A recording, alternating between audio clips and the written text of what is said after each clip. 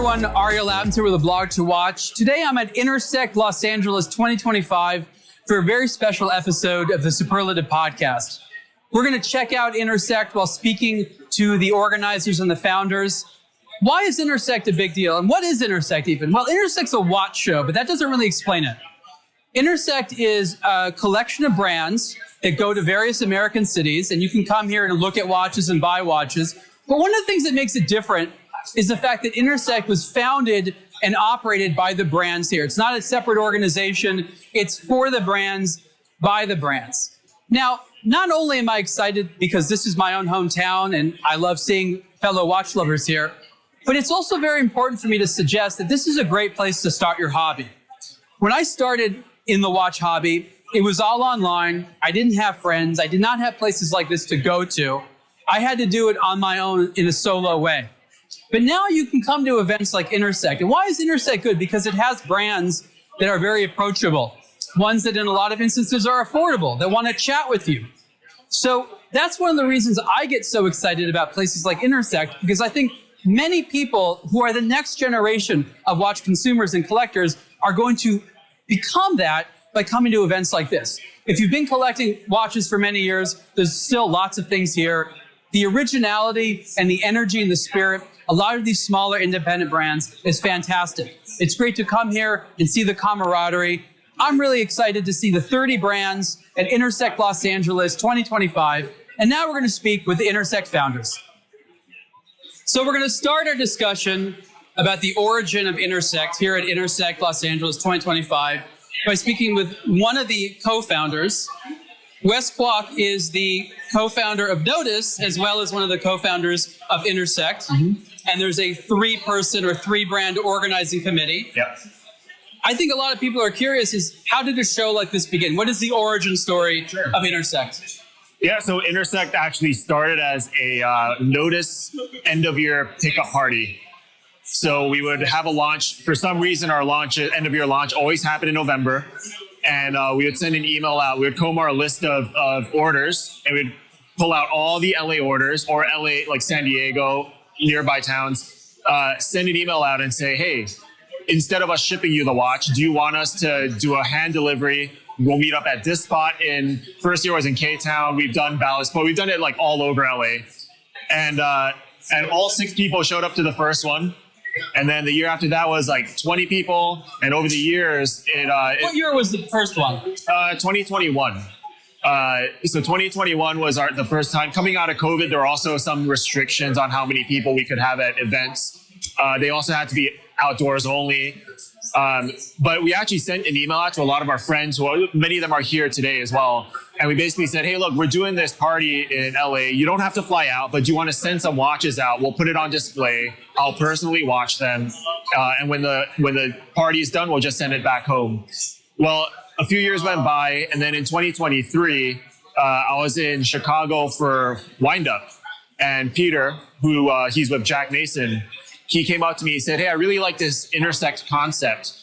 What do you think of us coming and actually showing some watches with you guys? And I was like, sure, but why not we expand it to like everyone here? Why not we just say, hey, let's throw this party and have all you guys come out? And instead of doing it in LA, why don't we fly to Dallas? Since we do LA every year, let's change it up, change up the city. And that was like the first sort of Intersect in this current iteration, where we had brands come out, send representatives, and basically set up sort of like a trade show like concept. But I would say a little bit more fun than a trade show, because we're not here just to like sell watches. We're here to hang out, and like you can see there's lounge space around, there's a coffee cart, there's a bar, there's food, there's like things to do outside of just hanging out and looking at watches. At what point did you realize that this sort of somewhat casual gathering for your own customers and insiders really needed to be more of a public-facing event where you let other people know about it? It was going to become a serious event series. Yeah. And that's what it's turned into today. At what point did you realize that? Or did it sort of like emerge and you're like, oh my gosh, Intersect is its own beast now? Yeah. Honestly, it was at one of our events, one of the earlier events, where we had a bunch of brands from around the world send watches out to us. And a lot of these people that came, a lot of the attendees that came to the event, they're like, oh man, I wish they sent this color. I wish they sent that color. I wish they sent this model. And to me, what that was a signifier of was that people already know, obviously, about Nodus because it was a Nodus event, but people knew about all the other brands and all my colleagues, and they had an interest in seeing the watches in person. So at that point, I was like, all right, Justin from Monta, Bill Yao from Mark II, I said to them, you guys, next year, why don't you just fly out and do like a sort of informal type of, we actually just went to a brewery and set up like little tiny tables, and we, opened up a tab for all the attendees. So it started like not real serious. It was a very, very casual type of event at the beginning. But I will say this though. I will say that Intersect is the English translation for Nodus, which is a Latin word. So they mean the same thing. And so from the beginning, the idea that I had for Intersect was that there were always going to be other brands. I just didn't know it was going to, turn into this. I thought it was always going to be, they send watches out, we'll just put it up and, just a place where enthusiasts can gather and look at a bunch of watches. The in-person element of the watch hobby, as ironic as it sounds, seems to be freshly interesting to a lot of the industry. For so long, since the beginning of the internet era, which I was part of in 2007, starting aBlogtoWatch, there was this idea that so much of the industry could move online. Yeah. But the reality is that it's very competitive online. Yeah. And it's also difficult to make an emotional connection. A lot of people are potentially discovering as much, if not more, in person than online. Talk a little bit about Intersect simply being a place for people to discover not just new brands, but models from brands they may have known that they had no idea that they would like. Sure. Yeah, so to your point, the whole e-commerce thing, which I would say 100% of brands here all have an e-commerce component. In fact, the e-commerce is the main way we sell watches, which is great. We don't have to have a brick and mortar. We don't have to necessarily be in person, which is hard to scale a company. But what we lose, I think, is, like, to your point again, I think what we lose out of that is the in-person, the face-to-face, the building the community. That's something that I think was very hard for us to get back. There are shows out there like Wind Up at Minutes and Hours, and the shows in Geneva where you can still do that face-to-face thing. But they all end up feeling to me like very much like a trade show. So to me, what I wanted Intersect to look like was, yes, there is the component of having booths out, but we have a lounge space upstairs where enthusiasts are supposed to sit down with each other. And if you go up there, it's equally as crowded up there right now. Yeah, it is. They're all just hanging out. Yeah, but they're all bringing their watches, even from big brands that are not here. And they're like, hey, take a look at what I got last week. Hey, look at this. This is the watch I wear the most. So having that sort of enthusiast mind share, like trading their watches, like that kind of thing, I think is extremely valuable in building that community aspect, that community feel. Traditionally, especially in places like Europe, the term hobby has not been used at all with the watch industry. And part of that is because I think that only in certain parts of the world, having a hobby is an elated thing. United States or Asia, it's deemed a very good thing to have a hobby, sort of frowned upon a little bit in Europe. So maybe that's not where they use the word. But the more that I apply the term hobby to what we do, the more it explains not only why the social element is big, but also helps explain how to even communicate. People are not buying watches because they need them, but they're also not just buying them for fashion purposes. It's not only pleasure, but it's a way for them to connect to people. And I think that the more we understand watches today as a hobby helps us a lot in understanding why events like this are a big deal. But in terms of the hobby and the social elements, from your perspective, how important is that in-person connection to selling a watch or someone wanting to buy it, as opposed to just, that's a pretty thing at a price point that I can afford? Yeah. Well, so the thing about Intersect is that the brands that come here, we require that the person coming to represent the brand is a decision maker. Most of the time, it's actually the founder/designer, which also a lot of the time is the same person. But if it's not the founder/designer, it has to be someone that has a real input into how the brand and how the company is run. And the reason why that's so important to us is because what makes people like me and Steven from Dufresne and Brandon from Artifact, what makes all of us tick are the exact same things that make the enthusiasts have this hobby. We're all passionate about watches. We have different ways of expressing that. We have different design values and different design sensibility, but we all love watches. And I think that the key word is hobby, right? Something we don't need, but something that we really want, something we really love. And that having that bond between the designer / founder of the company and the enthusiasts that come to the show makes these conversations a lot easier. It doesn't feel like we're selling anyone on anything. When I think about what makes Intersect different from some of the other shows, and you mentioned this just a moment ago, and I agree with you, it's different. And as I'm thinking about my own experience here, I recognize that the similarities between the brand founders and the guests that come here, that's actually more important than you even may believe. Yeah. Because making sure that the person selling the watches and the person buying the watches might be friends outside of this is so crucial. There's sort of an attempt here, which I really appreciate, of bringing sort of down some of the pretension, if I will, of a lot of the luxury space where the brands need to be looking down at the buyers or the buyers need to feel a certain way. Here, it really feels like you're hanging out and potentially doing business with peers. And that's a difficult chemistry to maintain. You have it. How do you maintain that chemistry? Well, I mean, to be honest, all the brand owners here are really cool people. And again, that's actually one of our requirements as well. They need to be cool. They need to be willing to hang out with us. And a lot of the times after the show, all the brands hang out, but we actually invite some of the enthusiasts too that come to the show, or to the party, I should say, because it feels a lot more like a party than a show. But yeah, like having that sort of kinship, not just with the brand owners, but amongst the enthusiasts that come, it is like probably the most important part. No one that travels from like Scotland or Norway, no one wants to come here and try to sell anyone on anything. None of us love being salespeople. That's not why we started watch companies. We started watch companies because, like all the enthusiasts here, we love watches, and we all feel like we have something to say with the watches that we're designing and putting out.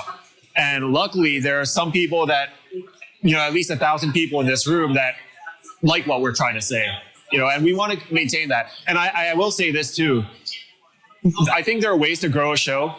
You could put ads up, you get sponsorship, all that stuff, but we choose not to do any of that because what we want is enthusiasts that already know at least a couple of our brands. So we literally say in our emails out to these brands when we're sort of doing the coordination and sending logistics information out, we say to them, look, we're not doing any ads. We're not doing any of the show typical growth stuff that actually makes sense to do. What we're doing is we're relying on you to do social media posts and email newsletters. And that is it. That is how we grow the show.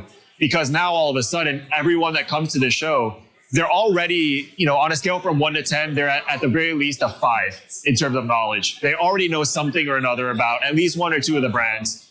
But what I'm finding actually this year is that everyone at least that came to the Nodus booth, they all knew about our brand. They all knew about our watches. They just kind of wanted to touch and feel it. And I think you're going to hear that sentiment echoed around the room from all these other brands too. When you're here at the show and you get to see people respond to the Nodus products, you've been doing this for a few years, of course, but it's so important to see what their reaction is. What have you learned, at least today, about how people are responding to the latest Nodus watches? And what type of feedback do you take for the next round of research and development or design? I realize that people love, I'll call it exotic materials, right? So we did a turquoise stone dial for the show. We made 15 of them, and actually all but 2 of them sold last night. And the only reason the other 2 didn't sell is because we were holding it for 2 special VIPs that we had coming today. But yeah, people love exotic materials. I don't think it's about being exotic for the sake of being exotic. I think what people really love is the sort of, like, how at festivals, they'll have t-shirts that have bands on the back of it with the date of the show, like Coachella type stuff. People kind of see our Intersect watch like that. They come to the show and they're like, I want to buy a watch and I want to remember Intersect. That's the one I'm going to get because it is quite literally at least for this year, it's the Intersect watch. So they want to remember the event. I anticipate most of those watches will probably stay in their collections, but probably won't be worn all that much. They'll probably be like put in the safe for the most part. It's like a memento. Exactly. Yeah, exactly. Yeah. Now, you might disagree here, but having gone to a lot of these events in the past, especially the ones in other parts of the world, Europe, something that kind of strikes me here, and this isn't about pricing, but there's sort of a anti-luxury element here. Yeah. Not that luxury is bad, but there's something that's very distance creating about luxury. And you come here and there's sort of a feeling of comfort. People are dressed very casually. Yeah. And yes, it does have to do with sort of the large amount of affordability, although these are not cheap watches. There's a huge amount of detail and passion put into them. But is that sort of, as I say, anti-luxury element something that you were aiming for? And do you agree that it helps with the cohesion and with that fun factor, which again is sort of missing in a lot of luxury? Yeah, I mean, you know as well as I do, the big brands take themselves way too seriously. End of the day, this is a hobby, and we're doing this because we're passionate and we're serving people that are passionate about watches. And so, like, literally, my official shirt says Interbros, if that's any indication of how seriously I take this, right? We're here to have fun. Ultimately, brands are here to have fun. The enthusiasts are here to have fun. So if we have that, like, snobbery and, you know, like, rope off certain area, like, that stuff is just too stuffy for me. I'm not that kind of guy. I'm literally wearing jeans and a backwards cap. You know what I mean? It's meant to be fun and casual. That's how, I mean, otherwise it's going to be very hard to sustain this. Well, I think what it represents is the reality that this is how people enjoy their hobby outside of here. Yes, yeah. In Europe, there was this idea that people were getting dressed up in a suit or a tuxedo or an evening gown to wear these things. So they felt like they had to be serious. The reality is, especially in the United States, most people are wearing their luxury watches in a casual, leisurely setting. So all this is doing is recognizing and matching that lifestyle and saying you don't have to pretend, you can be who you are, because this is how you're going to be wearing the watch that you buy. Exactly. Right? Yeah. We try to keep it as casual as possible for that reason. The future of Intersect is very important to you. You've done a number of them already. You've evolved. You're in multiple cities in the United States. Where does the future look? Are you going to further expand? You've mentioned that you're happy with the number of brands here. I understand 30 is the cap that you and your team more or less want.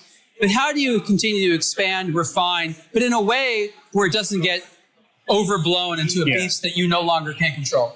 Yeah, so my thesis from the beginning about Intersect was the show itself needs to stay, or like each show in itself has to stay about this size. 30 brands cap, 1,000 attendees cap. Nothing bigger than that. But what we could do to expand is increase the number of shows. Now, I understand planning a show is a lot of work. So we have a full-time guy coming on board to help us actually do the actual logistics and the heavy lifting. But me, Peter, and Marcus, we're going to remain the board of Intersect. We call them the Interbros. We're going to stay the Interbros for the foreseeable future. And we'll make decisions. I mean, we won't be making the decisions just us three. We're going to send surveys out to all these other brands and say, okay, now we do LA, we do Austin, and we do Charlotte. We did Atlanta 2 years ago as well. But is there a city that we're missing, right? Everyone's going to go home. They're going to dig into their sales data and they'll be like, I don't know, maybe they'll be like Miami or Vegas or Columbus, right? And they'll tell us where they think that the show would make sense just based on their sales. And then we'll do it. So we want to expand from 3 shows a year to 4 shows. That 4 show being the kind of the new introduction, new city. But as far as the size of this, it's always going to feel kind of like this size. Yeah. And how do you think the watch hobby, especially in the United States, is going to continue to evolve? What's it going to look like in 5, maybe 10 years, in your opinion? Yeah, I mean, I think more micro brands. I think that's what we're called. I don't know. Some people are sensitive about that term, but I think like all of our type of independent, smaller, homegrown brands, it's just going to rise in popularity. You know, as well as I do, the watch industry as a whole has been kind of taking a dip. But last night at dinner, I was asking around the room, how's your business doing? Universally in our space, we're all in double-digit growth still, despite tariff scares, inflation, all the stuff that you hear in the media. Everyone here is still growing. So I think our sort of corner of the industry is going to remain strong. And it's because I think we're flexible and we can move a little bit faster. So if the trends change, we can come out with a watch that meets that demand within 6 to 9 months. I think that's part of why. But I do think that the bigger reason why is because of things like this, where we can have real conversations with our enthusiasts. Because this is not it. Like, Intersect is not the only time these brands talk to customers. A lot of them go out on the road. They'll do red bar events. They'll do, meetup groups around the country. And it's very much like not the same kind of scale, but having like just sitting down, having some drinks, having meals with enthusiasts around the country and around the world. Actually, I was just in London doing the same thing. like that is where the value is. And I think that that's what the market actually wants from our kind of brands. For people that have not yet come to an Intersect show, describe why they should come in your opinion, and what type of people would have the best time here. Yeah, I mean, if people want to come to Intersect, they should come with the expectation that it's not going to be stuffy. They're not going to be sold something. They're not like the purpose of this show is not to try to get transactions and try to sell watches. It's really, like I said, is to hang out, be casual. They should expect to be here the whole day long. And I would also say if they're a real serious collector and they actually want hands-on time with the watches, they should buy tickets early. Or at least come at the front half of the show, because it does get pretty crowded in here. I think like most shows, it gets pretty crowded. But the difference between most shows and this one is that people come and stay the entire day. So once it gets crowded, it's going to stay crowded for pretty much until the end of the show. Yeah. Wes, thank you so much. Thanks, Ariel. I'm here about to speak with Peter Cho, the founder of Jack Mason Watches and one of the organizers of Intersect. Peter, thank you so much for chatting with me. We're here at the 2025 edition, and it's much bigger than last year. This event is here to stay, and you have Intersects in a bunch of different cities. I guess the first question is, now that you've done this a lot, what do you enjoy about being here? It's the collaborative effort. And what I mean by that is, unlike other watch shows, this show, while I'm one of the organizers, it really is a collaborative effort of all the brands. All the brands pitch in. All the brands come, and I mean, something as simple as setting up the tables to have to begin the show. It's literally all hands on deck, and I think everyone here has a sense of ownership in what they're, this is part of something bigger, and I think that's what truly makes that's what I enjoy the most. So the camaraderie of everyone doing it together. Yes, absolutely. Yeah, because it makes you feel, especially for newer brands, it makes you feel like you're part of a true community, and we're all in this together. All the ups and downs, the challenges, it's all similar. So I think from that standpoint, it lifts all the brands. Now, a lot of the brands here, maybe not every single one of them, but a lot of them are brands that started during the internet era and focused on using the internet to not only make people aware of them, but also engage with their audiences. But there's something about an in-person event which seems not only a good idea, but maybe crucial or necessary. Explain for people that don't quite get it, why is it, especially in this era where there's a lot of information and communities online, coming to an event like this is still really, really important? It's important for the brands because, as you said, we are in the internet era. A lot of the photos, the videos, the copy that's written on the internet are very similar, and it's really hard to grasp the differences between these brands. It's important for the brand to come because they are able to, for anyone who visits the show, you can speak directly to the person who either created the brand or is a primary stakeholder of the brand, who's able to explain things in a way that just doesn't come across on the internet or the forums, because as you know, there's a lot of misinformation out there as well. So, but also aside from that, just talking to another human being, there's a lot of value there. There's a sense of relationship that you can start, and I think that's what's vital to coming to shows like this.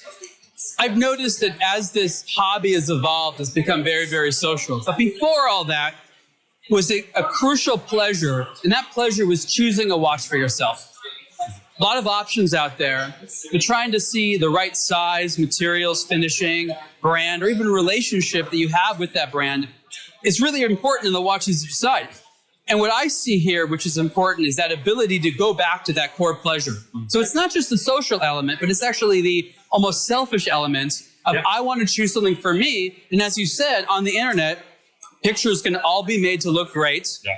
Opinions can be difficult to sort through. Yeah. And there's really no one to talk to and see how you feel, in the presence of the brand or the watch. So coming here allows you to do something which is very almost primitive, but not possible online. Right. So it makes a lot of sense. And you see that here. People have a very almost visceral experience, whereas online it's a very intellectual experience. Totally. And also when people who come to this show, a lot of guys and gals who visit do their research ahead of time.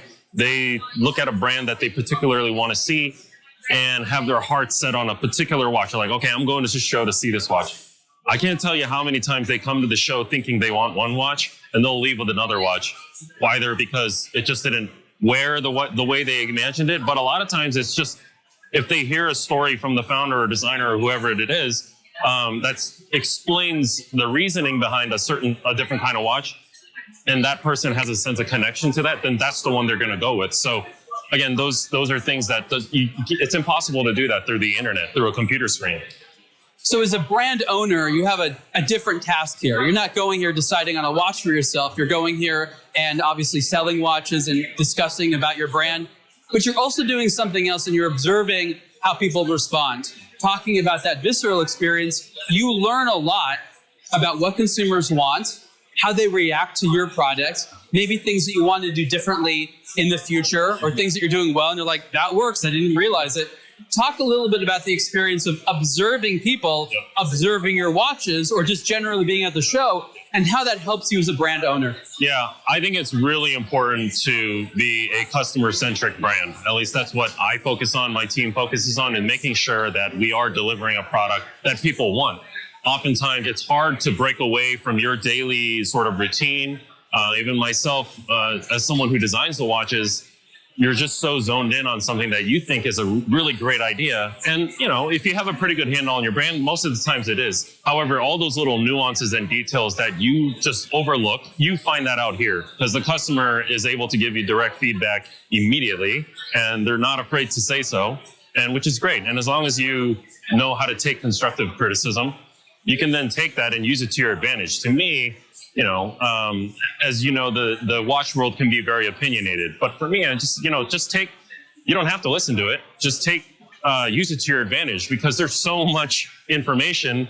Why not use it and make a better product for yourself that people actually want to enjoy? So based upon the last few shows you've gone to, what specifically are people looking for today? Are there any changes in tastes? Are things relatively stable and people tend to like the watches and sizes and colors they like, even though there's some novelties on the market? What have you been observing about the consumer lately? I think consumers really want something really different now. I think they're going to each brand because they either specialize specifically in, something more colorful, a brand like Fair, for example, out of the UK, or just something more playful like Studio Underdog, who just doesn't take it very seriously. I think people want something that they can connect with. And I think that's why they come to these shows, because you can go to a local AD and find whatever it is you need to find, and that's easy. But you come to these shows to find something that's different and that you have a sense of, it humanizes the product, and that's the connection you're looking for. And but outside of that, I did notice people are wanting larger watches now. So really? yeah, well, more. About time. Yeah, I know. It's about time. It's no longer about 38, 39. We're creeping up to 40, 42. Things like that. So yeah, I did notice that. That's excellent. Yeah. In several of our podcast conversations, you discussed some of the interesting evolutions of the brand, and one of them was a transition from, we'll call it a fashion watchmaker to an enthusiast watchmaker. Explain what the differences between those are and why you made that transition. Yeah, so 10 years ago, we did start as a quote-unquote fashion watch company, and we were primarily a wholesale business. We weren't direct-to-consumer, and selling into large department stores, it was really targeting a completely different demographic. It was mainly a quartz-based business, and the reason why we started the company that way is because that was the world that we came from. My background was working at Movado Group, Fossil Group, and all the licensed brands, and so that's the business we knew, and of course that's why we went in that direction. However, in 2022, when the creation by Miyota of the 9075 GMT movement came out, they came up to us and fortunately selected us as one of their launch partners of this new movement, and that really started. That kind of changed everything for us. And when we launched that watch, there was a decision that we had to make on, okay, do we straddle the two demographics, or do we just go, all in on the enthusiast space? And obviously we went all in on the enthusiast space because it also allowed us to create more higher value watches, and also being a part of this community was something that I felt was important to, again, humanize the brand. And so that's why we went in that direction. And talk a little bit about how you became one of the organizers of Intersect. It's 3 different companies, yourself, with Jack Mason, Formex, as well as Nodus. But together you put together the show. Yep. Obviously, there's other brands here that are not one of yours, but your brands are here. Explain how you became involved as one of the organizers. Yeah, so a few years ago, it was actually it was in San Francisco at a wind-up watch show. This is early on when Wes and I really started to get to know each other. And I had approached Wes and asked, hey, you know, I really love the energy of this enthusiast space. Why don't we host a smaller watch show? Call it 8. I think it was like 8 or 9 brands. I'm happy to host it in Dallas at our headquarters. And so that was kind of the initial spark of growing Intersect from what it was to what it is today. And really, what was unique and interesting about that, me personally, was, as I was just mentioning, our transition from fashion watch to enthusiast. This space allowed us to be a part of it, and also the welcoming and the warmth that the people who come to the show provide really helped us, Jack Mason, get a foothold in this space. And it, you know, as you all know, fashion watches might be not taken so seriously, but for us, it really brought us kind of, Intersect allowed us to have a seat at the table, if you will. And so that's kind of how I got involved. And then, of course, you know, Marcus from Formex, you know, with the experience that he has and the brand awareness that they have, we just kind of formed that camaraderie aspect. It was like a nice little trio. So that was kind of the origin story of my involvement. Peter, Intersect is an American show. You've only done it in American cities, but the brands here are truly representative of multiple parts of the world. The organizers, of course, include a Swiss brand as well as 2 American brands.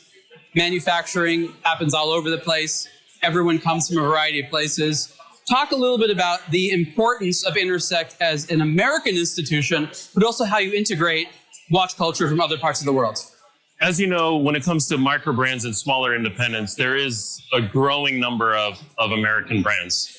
As we know, there are in other parts of the world watch shows that happen, but we want to make sure that we keep the community strong here. And there certainly is a focus on making sure we highlight as many American brands as possible.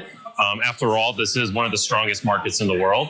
But we also want to be inclusive of international brands as well. However, I think what's really cool that you see happening is while there are more American brands, you're starting to see more American brands actually doing assembly and final QC and things like that here in the US. And so a lot of the brands here, like Bayer, for example, you know, brands like ourselves and Sal Baltimore, these watches are all assembled, regulated, tested, all that fulfilled, everything's happening here. And so, you know, although we don't have necessarily component manufacturing abilities quite yet at scale in the US, more and more brands are taking responsibility and actually doing the important part, which is assembly and QC and things like that, all done here. And so I think that's really cool to see. Ironically, just a few miles from here in Torrance is maybe one of the most high-end watch manufacturer locations in the United States with Shapiro's manufacturing. Yes. So it's just sort of funny how much is happening even in these spaces that may have bought watches for many years, but really had no involvement in the watch industry. And I think that's really what's great is that Americans are not just buying watches, but becoming more involved in that industry.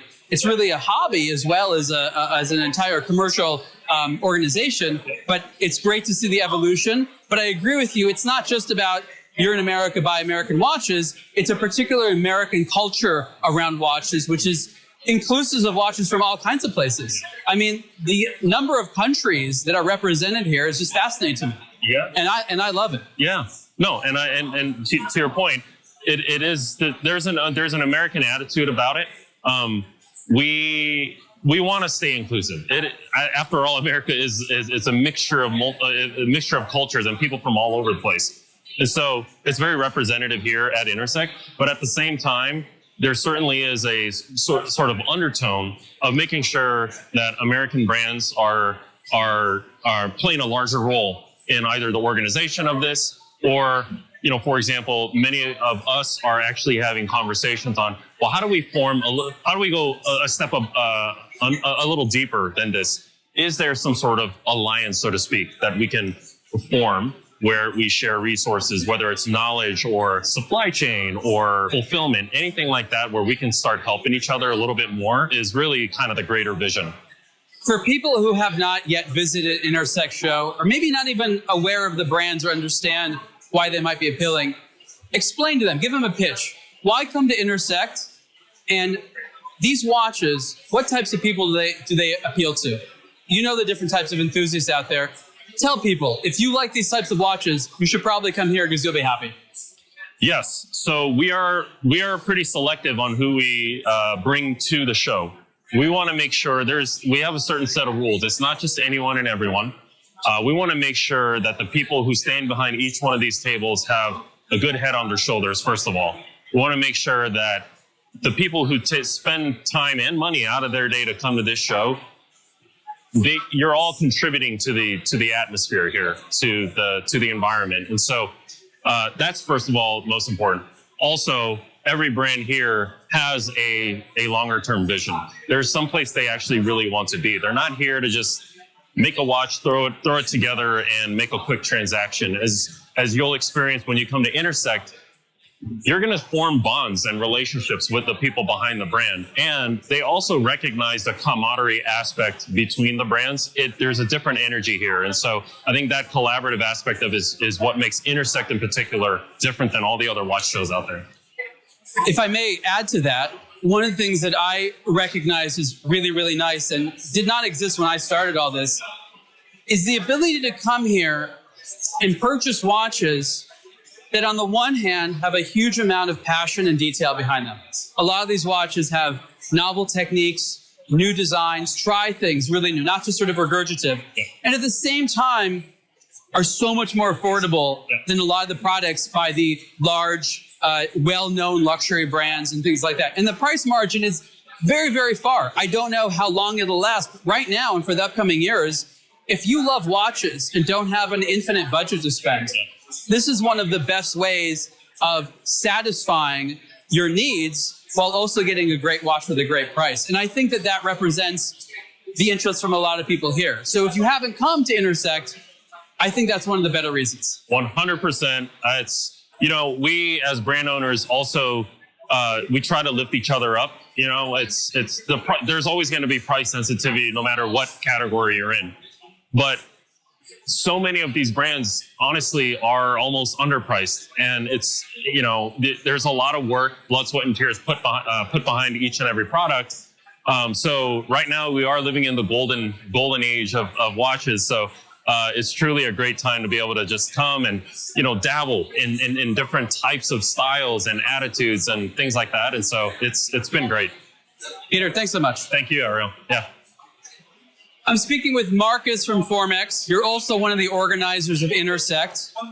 Let's talk a little bit about the selection criteria for the brands here. You and Nodus and Jack Mason put the show together. The whole idea is it wasn't just going to be your brands. That's right. When you first started talking about this, what were the other types of brands you wanted here? And now a few years later, how has that remained the same or changed? I want to start with saying most of what's going on here came out of a bar and drinking a couple of beer with Peter and Wes. So this is way less professional than it might look, or maybe it doesn't. It doesn't really matter. Main thing, people have fun here. People come out and have a good time and get to try on what we make all year.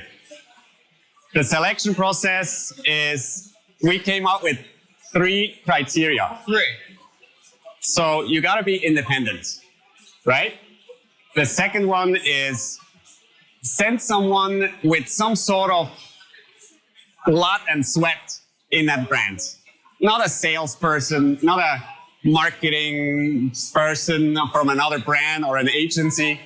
Someone who loves the product. The third one is you have to be cool. Meaning, I arrived here on Thursday. We went out for beers on Thursday night, did the same yesterday, and we'll do the same with the whole group, all the vendors, just having a good time, sharing experiences, having a good time. So you kind of need to fit into that 3 criteria. And has it been very competitive? Have you had to say no a lot, or has it been actually very straightforward in assembling the right types of people? I think it's very straightforward. It's not a science, right? In the end, it's about community. We always want to mix up the brands in a way that visitors who were here last year and 2 years ago get to see something new. Not just the new Formex or the new Nodus or Jack Mason, but also a new brand that they discover. And the beauty of just having 30 brands here, and that's the max we want to go to. You walk around and you get to experience everything versus some of the bigger shows where I have the feedback from visitors that they're just overwhelmed. Maybe they come for 5 brands, they see 5 more, and that's about it, right? And here you get to discover everything. There's space. If you need some sun, you go out, you go to the beach here in beautiful Long Beach, and you get to discover the whole range of watches. Here at the show, there's a lot of people. Who was invited to the show?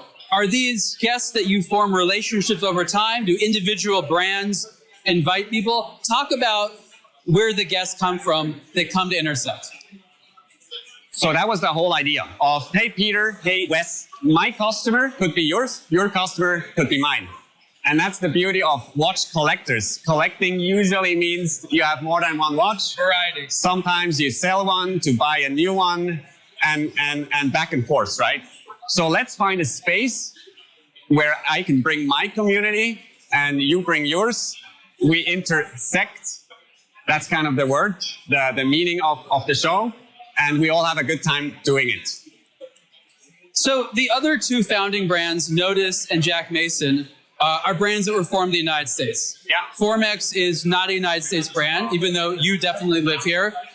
The question is, when you spoke with the colleagues back in Switzerland and you explained what Intersect was, what you were trying to do with it, what were some of the initial responses and questions, maybe concerns?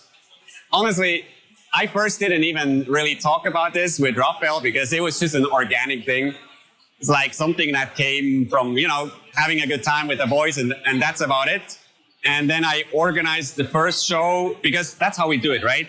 Peter is based in Dallas, so he's doing the Texas show.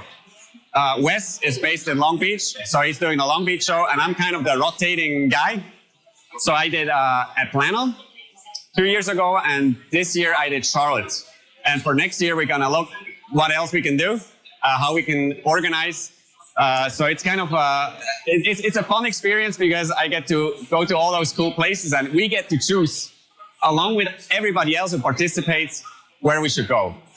By now, I think the word went to Europe, and there is more and more brands, even from Europe, who make the trip over here. Yeah. And this is not a 3-day show. This is a 1 evening, party time, next day, full day show, and on Sunday we can all go to the beach and have a great time. Now that you've been doing Intersect for a few years, you can compare what business was like before and after. Before, Formex was primarily sold online. Yeah.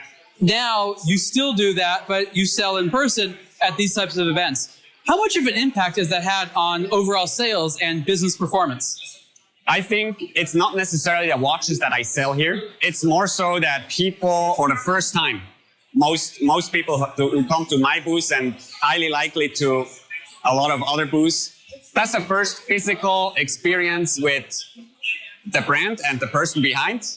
And that brings me back to point number 2, that it should be someone with blood and tear and sweat in the brand, so they get to know who's behind that brand.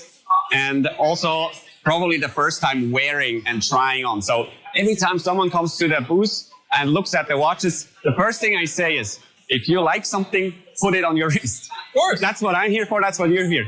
And that's the beauty about it. We are on YouTube and on aBlogtoWatch and everywhere on the internet and in print magazines, but trying on a watch, physically experience it, is what people are here for and what we are here for.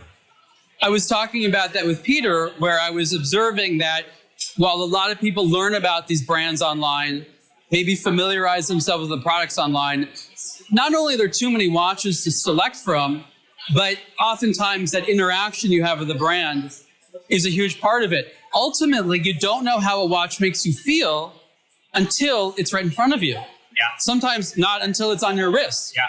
And the way that I explain to a lot of brands as well as consumers, the reason to come out here is you ultimately don't know how you feel. And as I said to Peter, for me, the real pleasure is in selecting a watch for yourself. Yeah. And it's difficult to do that online. And in a lot of the retail environments, that's actually becoming increasingly difficult. In a sense, this is almost like a giant multi-brand store, Right. but that has the actual watchmaker, founder, Yeah. artist, creative there. Yeah. You can do business here. You can buy stuff. Yeah. In a sense, this is going back to a traditional way of buying watches and luxury where you had to be there. Yeah. And it adds to the online part, but I think there's a real message here that this is as much an in-person industry as it is online. As silly as that sounds, I think we agree. A lot of people felt you can do everything online. This is not necessary. And the reality is, it so is, right? Yeah. Watches are personal. And sometimes I hate being an online brand because we have so much to show. And everybody else in this room has so much to show. And I see how well received our watches are when people physically see them and are able to try them on. And I can only associate with our customers who are buying online and have never tried on. And there's a good bunch of them. And to me, it's every time astonishing to see someone buying his first Formex and never tried it on in person. It's amazing. So coming here to a show, to New York, to Dallas, to Tech, it's like the only way for us to have that in-person experience while we're slowly building up our retail side as well. And I think we're all in the same boat. That is something that when you grow as a brand, you're looking at your distribution strategy in different ways, and that kind of evolves with your growth. When you're at a show like this, you obviously spend a lot of time observing what people are doing, notably when they're looking at Formex watches. You see their expressions. Of course, they share with you what they like and what they don't like. What are you learning about evolving trends? What are people liking these days, not liking? And is that changing over time? One thing that I notice is micro adjustment. It's like, and you know Formex is kind of pioneering that. We make them for other brands. Fill in blank, fill in blank, fill in blank. And that's something that really, you can see it on a lot of tables here. The micro adjustment, the quick release. And I think it's really for the end consumer. Something practical, something useful that, you know, not every other watch has, but once you have one with fine adjustment and you make it super easy to change a strap. And now in ceramic too. That's right, that's right. So that's one thing, if I could pick one, probably that. Interesting. That actually says a lot about the practicality. Yeah. How people are not just getting these as a design item, but getting them to wear, and the ergonomics are crucial. And I've always said that some of these basics, like legibility and comfort, are so important. For years, especially at the high luxury segment, it's almost as though they abandoned that. And, you know, about watch sizes going down and things like that. I think it's really just a response to not watches that were too big, but watches that were never thought that someone was going to wear. It was like something that you designed to be put in a vitrine in a window somewhere. And they're like, oh, someone has to actually wear it. Right. And here, I think the proof of people coming here is they're buying watches to wear the watches. Yeah. And that's actually who we want coming, right? Yeah, that's exactly right. The end consumer is coming here and trying it on, and you immediately feel, does that fit? Do you like it? Is it comfortable? Is it within my budget? And then you walk out with a new watch. You've had Intersect shows in different parts of the United States. Yeah. We're here in Los Angeles. And one of the things that I recognize is that each show is going to be a little bit different because of local culture. Not only because of who's coming, but maybe where the venue is and things like that. And talk a little bit about how, while Intersect has some core values, and I'd love to hear what those core values are, how does Intersect adapt to meet the needs and expectations of local cultures? So I think our values are that we're just all having a good time. Brand owners, reps, whoever is coming out here to help out, and also the people who come to see the watches. Good times. You know, we all love watches in here, and some groups, like, they bring their friends who might not be as exposed, and they walk out being exposed and maybe finding a new hobby, a new passion, and it's fantastic. And that's what's happening here. So core value, I think, just have a good time and get together and celebrate that, not just at the show, but also beyond. And talk about the local culture element. Yeah.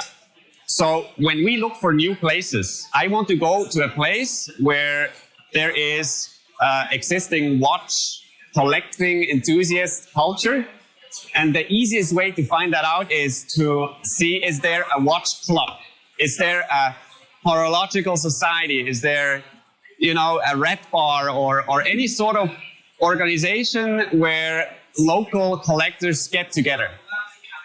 And that's the case in Charlotte. So you have Red Bar Raleigh, and then you have Greenville Watch Club. You have 2 clubs in Atlanta, and in Charlotte, the Charlotte Watch Club. So I reach out to them and say, hey, look, we're a couple of brands, and we just want to hang out, have a good time, bring some watches. Are you interested? And I've never heard that someone wouldn't be interested, because it's fun, right? We are going to them, and they also help us. They help us checking in people. They help us spread the news. And that's kind of how we include and engage the local watch community. I'm hearing 2 words a lot. I'm hearing fun and friends. Right. And what's interesting to me is I've explained a lot to the industry that friendship and the social element is so crucial for the people that are buying watches. Not only are watches helping to create friendships, but hold friendships together. Yeah. People come here with their friends. And so buying watches becomes a social hobby. But what I'm also noticing, based on what you're saying, is that with the independent brands, it's the same way there. People are attracted to starting a brand or coming here because it's fun for them. It also helps them make friends. They're talking about camaraderie and things like that. So I think that's a powerful formula, because you have people that want to have fun and friendships making the watches. Yeah. And people that want to have fun and devote themselves to friendships that buy the watches. Yeah. That's a nice synergy. You don't have that all the time. Yeah. But if I had to say one of the core values of the show is, it's probably that thing. The people selling are very similar to the people buying. Those two intermingle. And it's not rare that me as a brand owner or any other brand owner would go to a booth and buy a watch from another brand. Because we are watch collectors and watch passionate as well. So I like a couple of stuff that I see there, and I don't just wear Formex.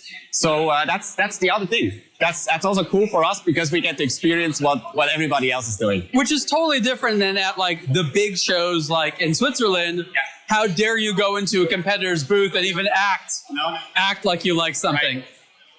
As Intersect continues to grow and expand, what are some of the things that you want to do to ensure that those core values maintain, the personality and the experience of going to the shows is what you want it to be, even though, yes, there's going to be more complexity, more people involved. How do you sort of grow but maintain what you love about it?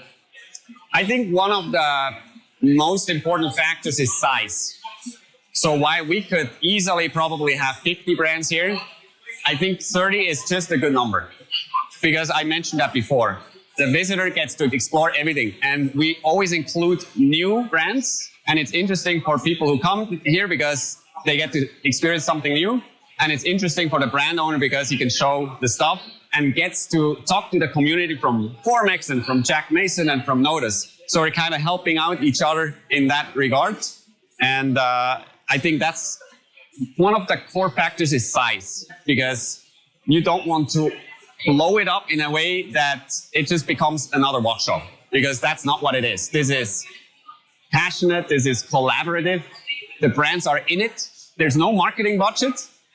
Every brand is sending out the messaging to their community with a communal goal to meet up here. Thank you for explaining that. And what I can say is that because Intersect has, we'll call it a unique business model, I think that you can do that. Other shows that are just exclusively shows, they want to add more brands because probably the only way to grow and add money. For you guys, it's a function of having brands here, but also the sales you do here. Yeah. That's crucial for you. And if you start to not sell enough watches or have people who can't focus on the booths here, it takes away. So you have a very natural system of checks and balances to maintain that. Yeah. Well, I'm excited, as always, to come to Intersect. Thank you so much for telling me more about the story. Marcus, thank you so much. Thank you for coming. Thank you so much. I hope you enjoyed this very special Superlative conversation about the Intersect Watch Show series. As a professional in the watch industry who spends most of his time at a computer looking at watches, I love being at these in-person events. Intersect is a much more relaxed, congenial, fun, and accessible experience than most of the other watch events I go to. And most of those events are not available to the general public. Coming here, you not only get to see cool watches and brands, but you get to hang out with people and learn something. I hope you learned something about what Intersect is, who's behind it, the types of brands that are here, and why you should go. Check out more information about Intersect on the Intersect website and aBlogtoWatch.com. Thank you so much.